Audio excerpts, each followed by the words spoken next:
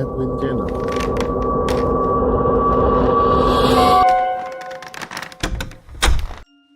Apa maksudnya? Nyai, tanya Yanti setengah takut. Nanti kamu tahu sendiri. Nyai Sulasi langsung pergi begitu saja, meninggalkan Yanti yang masih kebingungan. Diminum dulu teh angetnya. Terus ini makanannya jangan lupa dimakan. Jangan sampai nggak dimakan. Titah Bu Ijah dengan nada memaksa.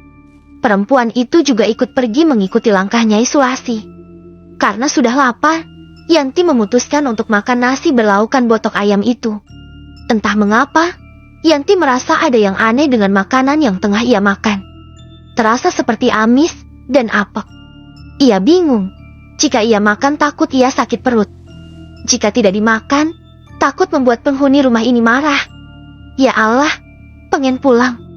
Yanti kembali terisak. Tangannya seakan enggan melanjutkan makannya.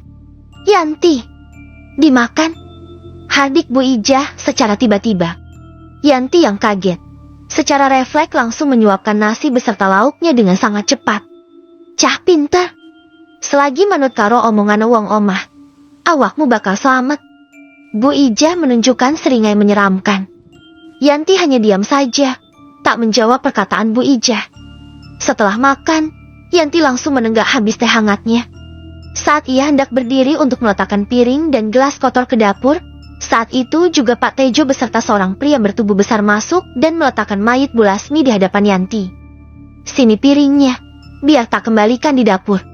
Tolong mayitnya segera dikafani. Yanti mengangguk mendengar titah dari Pak Tejo. Ia kembali duduk di samping mayit Lasmi, lalu mengeluarkan segala perlengkapan mengurus mayit dari tasnya. Saat Yanti hendak menggelar kain kafan yang ia bawa dari rumah, tiba-tiba Ki Barja datang dan menghentikan aksi Yanti. Pakai kain ini. Ketus pria tua tersebut seraya menyerahkan beberapa lembar kain berwarna hitam ke arah Yanti. Yanti tak langsung menerimanya. Ia bingung. Bukannya kain kafan harus berwarna putih? Maaf Mbah, tapi ini kan warna hitam. Tanya Yanti. Terus kenapa kalau hitam? Maaf, kain kafan harus berwarna putih, Mbah. Yanti tidak berani pakai kain itu. Seloroh Yanti. Ki Barja menatap Yanti dengan tatapan tak suka. Kowe luwih becik manuto aku. Enduk. Daripada nyawamu seng da digantine. Tekan Ki Barja. Yanti meneguk salivannya dengan susah payah. Ia terpaksa menerima kain kafan hitam tersebut karena takut akan ancaman yang berada di tempat ini. Yanti benar-benar merasa aneh dan merasa bahwa tempat ini memiliki banyak sekali rahasia kelam. Apa orang sini bukan orang muslim ya? Tebak Yanti asal. Yanti menggelar kain kafan berwarna hitam itu. Sedangkan Ki Barja terus menunggu Yanti di samping mayit Lasmi. Yanti kembali mengerutkan kening saat menyadari keadaan mayit Lasmi kembali seperti awal dengan kondisi mata terbuka dan mulut menyeringai lebar. Mbah, ini gimana mata sama mulutnya? Tadi sudah saya tutup dan berhasil. Tapi kok kebuka lagi ya? Tanya Yanti. Sudahlah, hal begituan masih kamu pikirin. Yang penting cepat kamu kafanin. Ketus Ki Barja. Yanti langsung bungkam dan bertanya lagi. Dengan cekatan, ia mulai mengkafani mayit Lasmi sebagaimana mestinya. Meskipun terasa sangat aneh, karena baru kali ini ia mengkafani mayat menggunakan kafan hitam. Maaf Bu Lasmi. Maaf ya.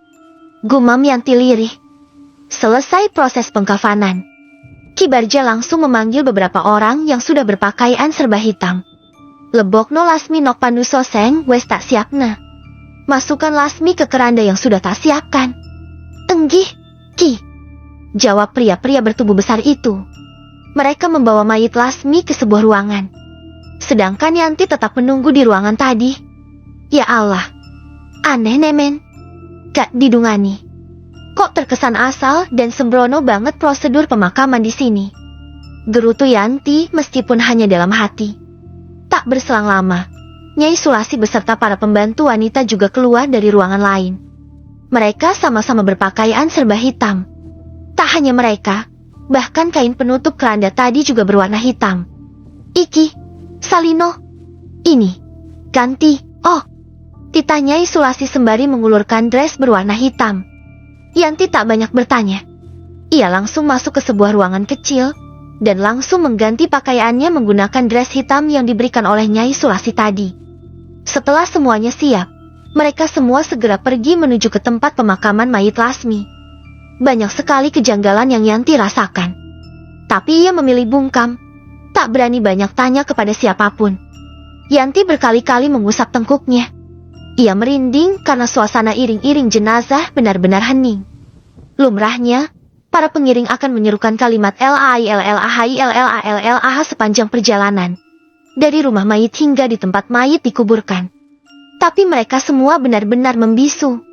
Yanti menjadi semakin yakin bahwa mereka bukanlah orang Islam. Mereka berjalan beriringan menembus gelapnya hutan yang dikelilingi oleh pohon pinus. Yanti berjalan beriringan dengan Bu Ijah dan seorang gadis muda yang juga menjadi pembantu di rumah mewah tersebut. Gadis tersebut mencolek pelan bahu Yanti. Yanti langsung menoleh ke arahnya. Gadis tersebut nampak ingin membicarakan sesuatu. "Mbak Yanti, sebaiknya hati-hati dengan orang-orang ini," bisik gadis tersebut. Matanya mengawasi sekitar. Takut ada yang melihat atau mendengarnya. "Kenapa?" bisik Yanti. "Intinya hati-hati saja. Terus berdoa dan berserah diri pada Allah. Ikuti saja dulu alur permainan mereka," tutur gadis yang belum Yanti ketahui namanya itu. Yanti tertegun, berusaha mencerna apa maksud perkataan gadis itu. Langkah kakinya terus mengikuti rombongan pengantar jenazah Lasmi. Mereka hanya mengandalkan obor sebagai satu-satunya penerangan. Sisa-sisa hujan menjadikan suasana semakin dingin dan juga mencekam. Mereka semua sama sekali tak ada yang bersuara. Benar-benar hening.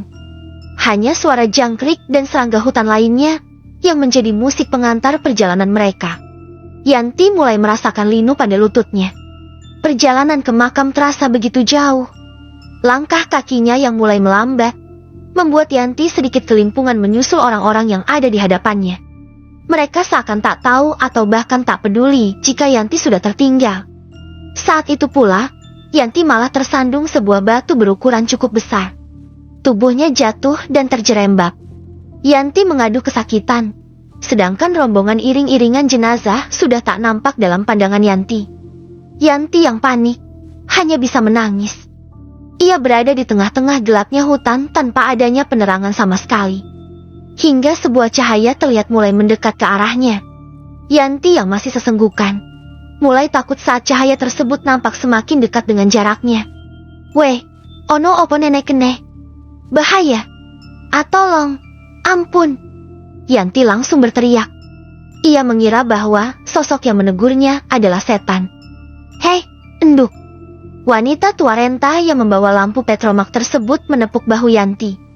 Dengan takut-takut, Yanti mulai membuka perlahan kelopak matanya. Ia bernafas lega saat menyadari bahwa sosok yang berada di dekatnya adalah manusia. "Maaf, Mbah. Saya tersesat," tutur Yanti dengan sesenggukan. Wanita tersebut mendekat, lalu mulai menyentuh lutut Yanti yang terluka karena jatuh tadi.